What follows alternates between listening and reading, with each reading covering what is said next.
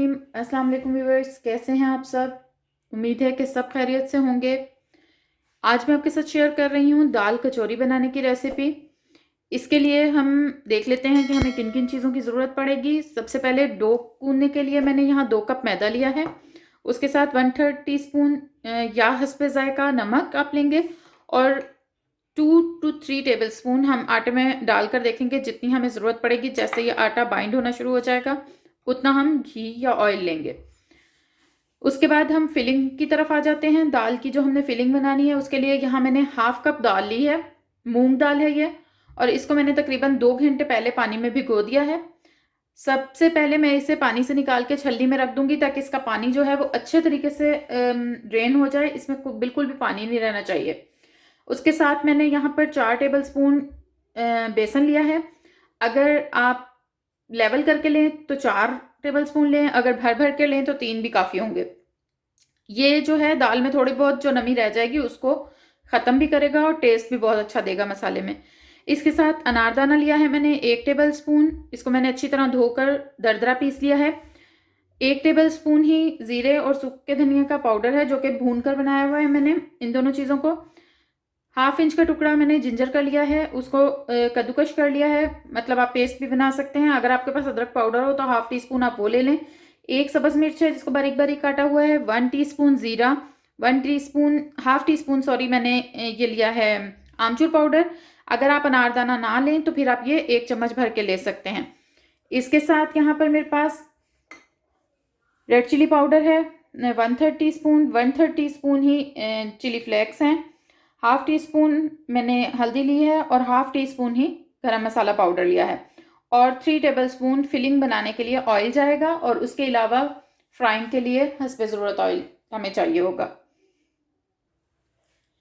सबसे पहले हम डो गूंद लेंगे, लेकिन उससे भी पहले जो मेन स्टेप है हमारा, इसमें जो दाल हमने ली है इसको मैं इस तरह से छलनी में डाल दूंगी ताकि इसका सारा जो एक्स्ट्रा पानी है जितनी देर में हम डो को तैयार करें और फिर मसाला भूनने की तरफ आए ये ड्रेन हो जाए। दाल को हमने रख दिया है ताकि उसका पानी ड्रेन हो जाए। हम अब डो की तरफ आते हैं। मैदा मैंने एक बाउल में ले लिया है। इसके साथ ही 1/3 टीस्पून सॉल्ट मैं लूँगी और 2 टेबल स्पून पहले मैं घी डालूंगी और फिर चेक कर लूँगी, अगर ज़रूरत हुई तो और डालूंगी। 2 टेबल स्पून घी मैंने पहले आटे में मिक्स किया है। अगर ज़रूरत महसूस होगी तो और डाल लूँगी। जब मैंने इस तरह से मिक्स किया तो मैंने 1 टेबल स्पून ऑयल और डाला था, घी नहीं ऑयल डाला था, और इस तरह से आटा जो है वो बाइंड होने लग गया। उसके बाद बस इस पर ज़रूरत थोड़ा थोड़ा पानी डाल के हम इसे बिल्कुल नॉर्मल डो की तरह जैसे हम आटा गूंदते हैं वैसे गूंद लेंगे।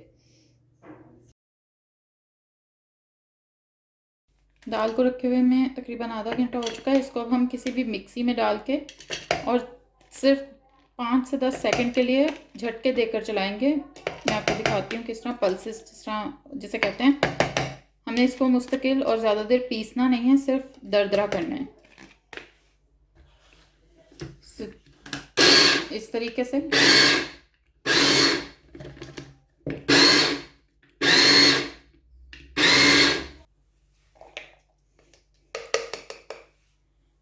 ये देखें दाल का हमें दाना दाना जो है वो चाहिए थोड़ा थोड़ा। जस्ट हमने इसको दरदरा ही किया है इस तरीके से। बस अब हम इसे निकाल लेंगे और इसके बाद हम मसाला भूनना शुरू करेंगे। पैन में हमने सबसे पहले 3 टेबल स्पून के करीब ऑयल लिया है। इसमें ज़ीरा डालेंगे। जब ज़ीरा थोड़ा सा कड़कड़ा जाए तो 3 टेबल स्पून मैंने भर भर के यहाँ पर बेसन के डाले हैं। इसको हम अच्छे से भूनेंगे। मीडियम टू लो फ्लेम पे हमने इसे भूनना है। आंच जो है वो तेज़ नहीं करनी वरना ये एकदम से ब्लैक हो जाएगा। हमें इसे अच्छे से भूनना है ताकि ये कच्चा भी ना रहे। और जब इसके भुनने की बहुत अच्छी सी एक खुशबू आने लगेगी तो फिर हम आगे अपने मसाले जो है वो शामिल करेंगे। तकरीबन 8 से 9 मिनट लगे हैं हमें इसे भूनने में। उसके बाद मैंने इसमें सब्ज़ मिर्च शामिल की, साथ ही ये बाकी जो खुशक मसाले थे, मिर्चें, हल्दी और गरम मसाला, ये चारों चीज़ें मैंने शामिल कर दी हैं इसमें। 1-2 मिनट अच्छे से भूनेंगे ताकि जो मिर्चें वगैरह हैं वो भून जाएं अच्छे से। उसके बाद ज़ीरा और सूखा धनिया जो पिसा हुआ पड़ा था वो शामिल किया है। अनारदाना,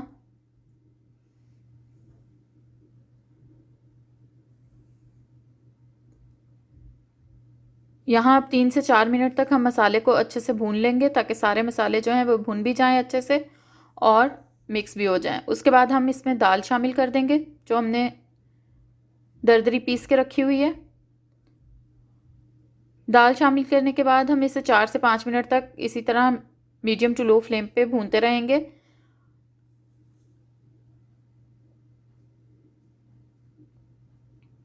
जब दाल हमारी अच्छे से भुन गई है, सबसे आखिर में मैं इसमें नमक शामिल कर रही हूँ।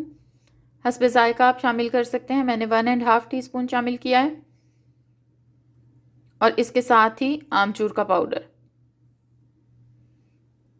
और बस एक से 2 मिनट हम इसे दोबारा अच्छे से भून लेंगे और बस मसाला हमारा तैयार है। इसको हम ठंडा होने देंगे चूल्हे से उतार कर। जब मसाला हमारा ठंडा हो जाएगा तो हम इस तरह से हाथ में 1 टेबलस्पून के करीब मसाला लेंगे और इसको दबा दबा कर इस तरह से छोटी छोटी सी बॉल्स बना कर रख लेंगे। ये देख सकते हैं आप, बना रही हूँ जैसे। इसी तरीके से हम सारी बॉल्स बना लेंगे। सारी बॉल्स हमारे पास तैयार हो गई हैं। डो हमारी बिल्कुल रेडी है। अब हम अपनी डो को अच्छे से एक दफ़ा दोबारा इसको गूंदेंगे और उसके बाद हम इसके छोटे छोटे से पेड़े बना लेंगे।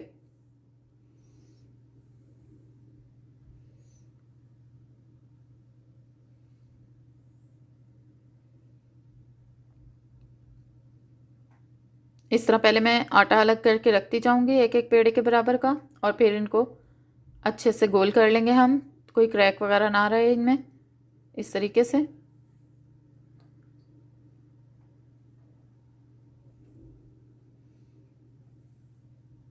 सारे पेड़े हमारे बन के तैयार हो चुके हैं और बॉल्स भी हमारी मसाले की जो हमने बनाई है वो रेडी हैं।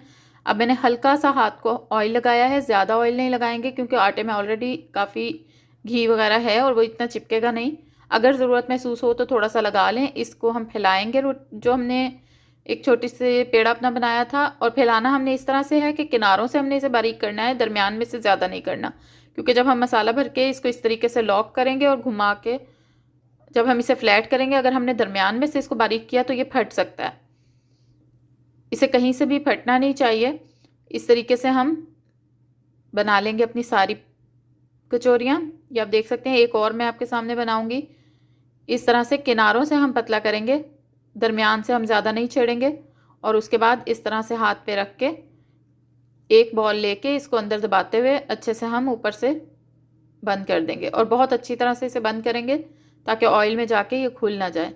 और इसको इस तरीके से हल्के हाथ से दबाते हुए चपटा कर लेंगे हम, और बस कचौरी हमारी रेडी है। इसी तरीके से हम सारी कचौरियाँ जो हैं उनको तैयार कर लेंगे और हल्का हल्का सा ऑयल लगा के हम रखते जाएंगे। उसके बाद हमने ऑयल को गर्म किया है।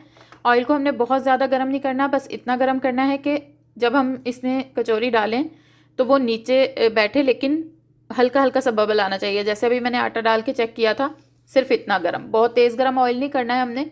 ये देखें, मैं कचौरियाँ डाली हैं और वो नीचे बैठी हैं, लेकिन बबल्स जो हैं वो हल्के हल्के से उठ रहे हैं। मीडियम टू लो फ्लेम हमने रखना है इनको। एक दफ़ा कचौरियों को डालने के बाद हमने छेड़ना नहीं है। तकरीबन 3 से 4 मिनट के बाद ये इस तरीके से खुद ब खुद ऊपर आएंगी और हल्का हल्का सा जो है ये फूलना भी शुरू हो जाएंगी।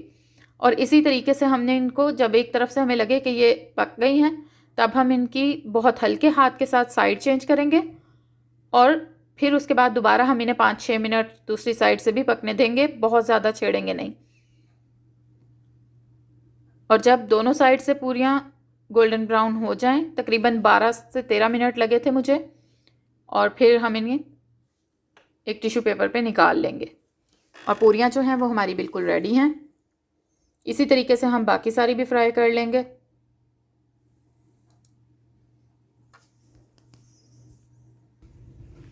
एक कचौरी मैं आपको तोड़कर दिखाती हूँ, आप देख सकते हैं अंदर से बिल्कुल मसाला हमारा खुशक है और हर चीज़ बिल्कुल परफेक्ट फूली फूली, और कितनी क्रिस्पी जो है वो हमारी कचौरी बनी है।